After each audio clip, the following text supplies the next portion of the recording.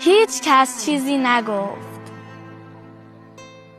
جغد فرتوتی هما شد، هیچ کس چیزی نگفت. موشی آمد اژدها شد، هیچ کس چیزی نگفت.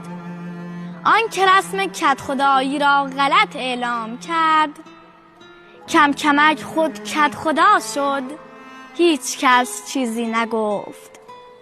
ملتی که برج در برجش نشان از جشن داشت، ماه در ماهش عزا شد، هیچ کس چیزی نگفت.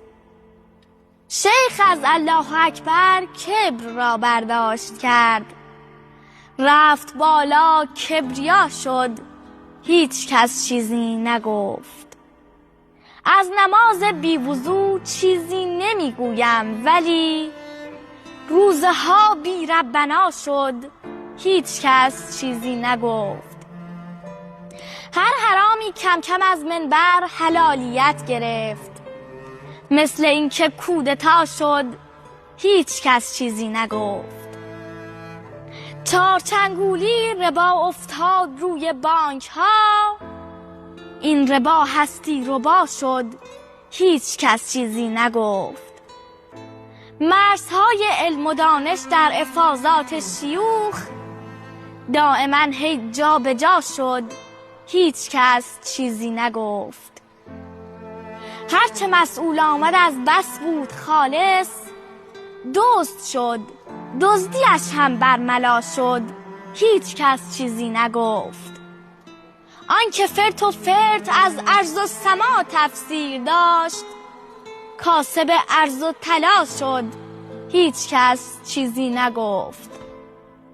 نرم نرمک کل بیت المال هاپولی شده است، پولها پخش و پلا شد، هیچ کس چیزی نگفت. آب و خاک و دشت و کوه و نفت و گاز، جنگل و دریا فنا شد، هیچ کس چیزی نگفت. فقر لامصب فقط در قشر مستضعف نماند، با نوا هم بی نوا شد، هیچ کس چیزی نگفت. ظلم عین سگ پرید و پاچه ما را گرفت، گرچه دردش جانگزا شد، هیچ کس چیزی نگفت. کارگر زندانی اما کارفرمای شریف، راهی آنتالیا شد، هیچ کس چیزی نگفت. لاله ها رویید از خون جوانان وطن، آن که جیکی زد جزا شد، هیچ کس چیزی نگفت. من